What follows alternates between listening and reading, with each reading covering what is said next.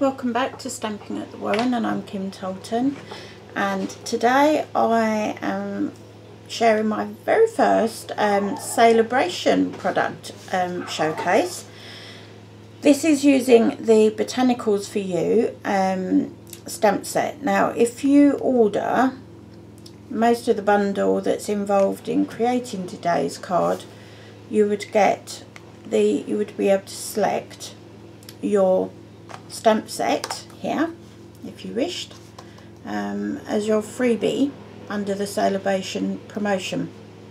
So the Bration promotion basically means spending £45 excluding any VAT and postage, and for every £45 you spend in that way, then you would qualify for one of the free Bration products. Now these products are not available for purchase anywhere until after the Bration promotion ends, when maybe demonstrators sell off any that they have, or customers obviously. So these are you know, limited edition products, and it does coordinate with all the other products that I'm using today. So the Botanicals for You, you've got Botanical Garden designer series paper, little elements, and you're going to see all of that today. So today's card is pretty quick and simple, and this was made for a team swap. So my upline, Donna, she organised a team swap looking at using just Bration products, and this was the card. So we all kind of get allocated one of the stamp sets or one of the products under the Bration, and then we have to create our own design based on what we're given as our swap. So this is the card that I have made. Really nice, clean and simple. I make all of my cards on the premise that you're going to spend roughly £45-ish, but also total novices, people that say they haven't got a creative bone in their body, can create the cards that generally I make, particularly for classes, but most of my cards that I put on YouTube as well are suitable for complete novices. So putting that to one side, what you need to do now, normally I say to you, you have a white card base. Today we're going against that grain. I want to use the Mossy Meadow. It's the same size as a normal A6 card that I tell you about. So trim your Mossy Meadow cardstock to 21 centimetres by 14.8 centimetres, and then score through the middle at 10.5. And I'm really sorry, I don't know if you can hear him. We've got tree cutters in next door, and our puppy Bentley is going absolutely berserk, barking at them outside because he doesn't like the noise of the shredder. So I'm really sorry if all you can hear is this puppy yapping in the background. Right, so once you've scored and everything, and the reason I'm using this is some colours of cardstock are more robust than others, and Mossy Meadow is a nice thick cardstock, so it will hold up to being a card base really well. Fold so the nasty unsightly ridge is in the middle of the card, and then use your bone folder. So mine's disappeared. Where is it? Oh, it's in my tool tub. Right, and just burnish that fold with your bone folder. Next, I have trimmed a piece of the Botanical Gardens designer series paper. I've gone with the Hello Honey version. You also get, on the opposite side, you tend to be a bit more busy, the patterns. I quite liked this nice and simple and clean. So just some fast fuse or Tombow or tape and tear, whichever is your preferred choice of glue, and just mat that onto your card base. So you've got a nice little border all the way around. See how quick is that? That's the basis done. Right, next you're going to create the side panel here. I know it doesn't peek out much, but it does make a difference to the card. So what I've got is a piece of cardstock, Mossy Meadow again, measuring 14, let me check my measurements, I'm sure it is 14 by 3.4 centimetres, and then a piece of designer series paper. Could have gone with that side, but I rather like this side. And this is 3 centimetres by 14. There you go. Remembered in the end. And again, some fast fuse or whatever adhesive down the bottom there. A couple of strips, and just mat that onto that piece of Mossy Meadow.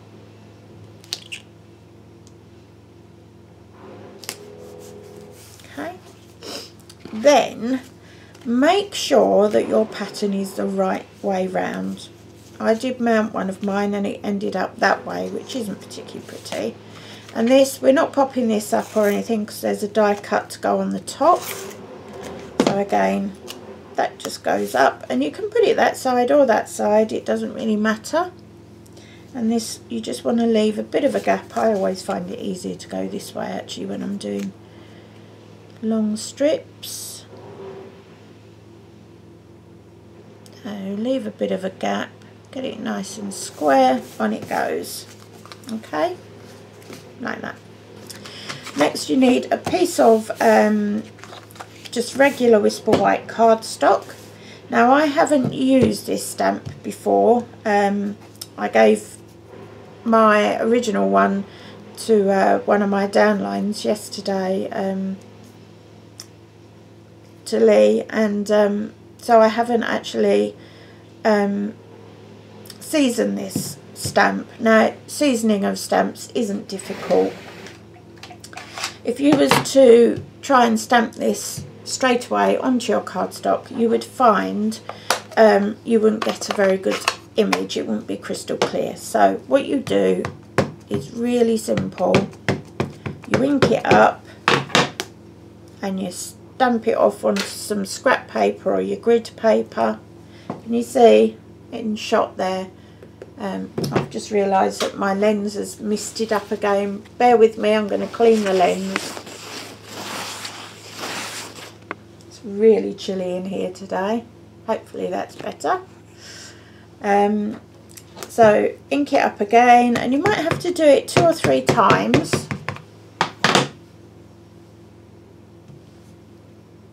There you go. See, still not quite there. So hopefully on your third or fourth try usually. And it's a bit like seasoning a wok. That's better. So you then ink it up for real.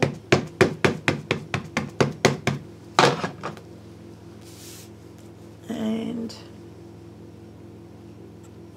I'm going to wipe my lens again in a moment.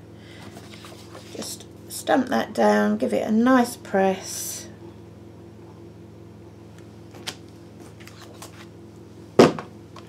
Go.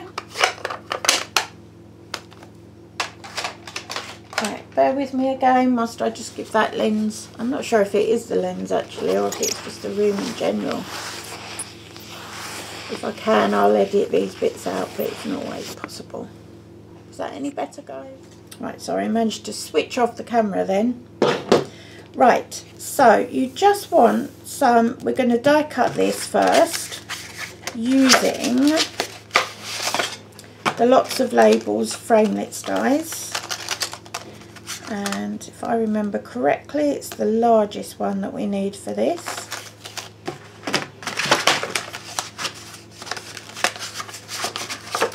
And just trim down roughly your cardstock, otherwise it won't all go through your machine. Let's bring up my big shot. Pull these out of the way.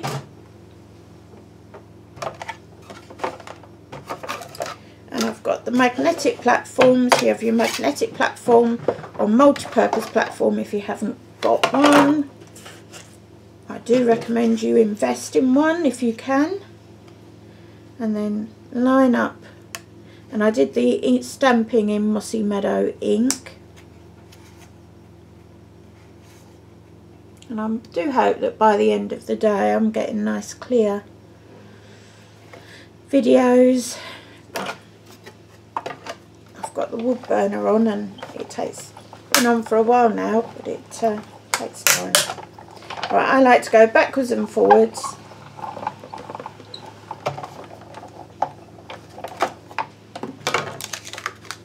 Big shot can go away.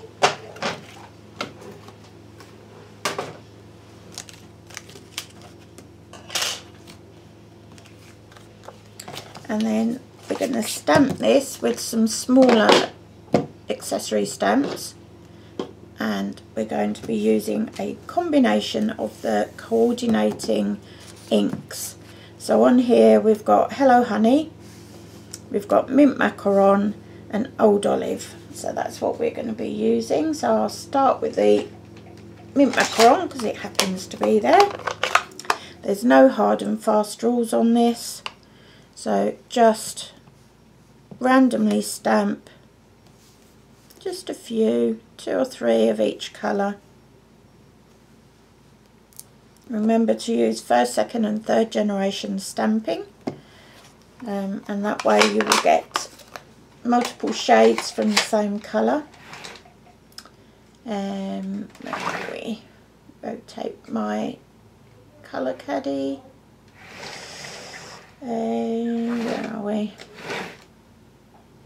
Hello Honey.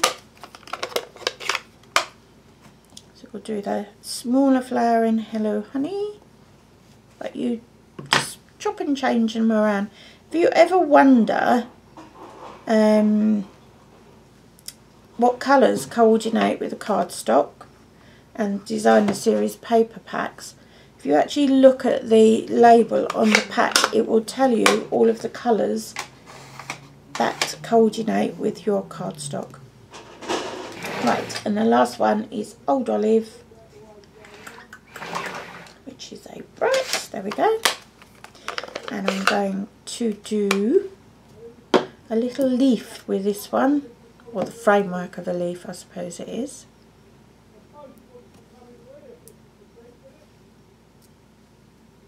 There we go. So Old Olive this time.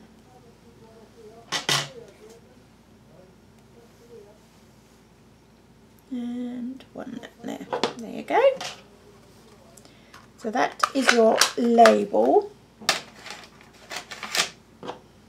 I told you this was going to be quick and easy, didn't I? Oh. Right, so you just want to pop some Stampin' Dimensionals on the back of there.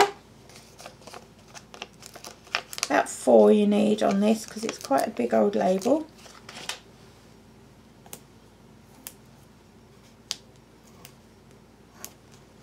Take the covering off.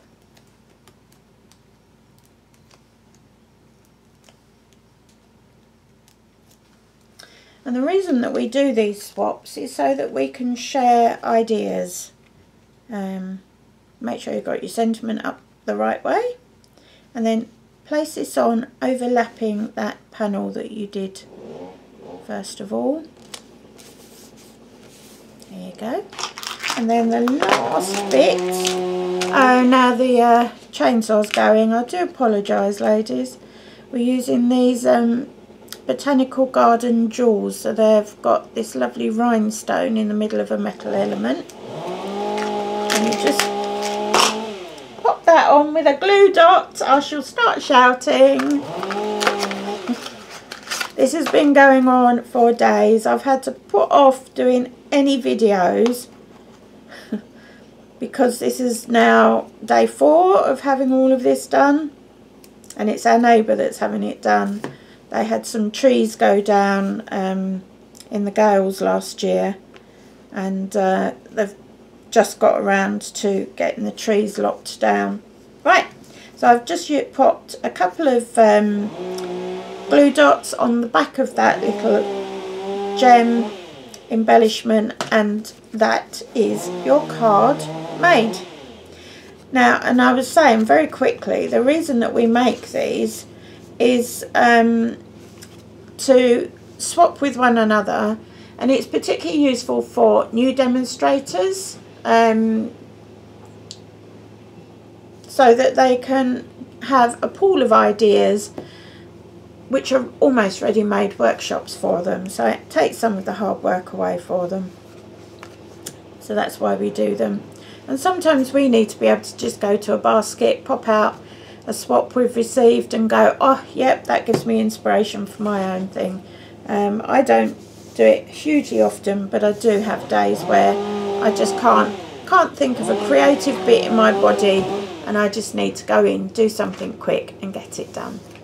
So I'm really sorry about the fogging, and I'm really sorry about all the noise, and I'll speak to you again tomorrow. That's it for now. Bye bye.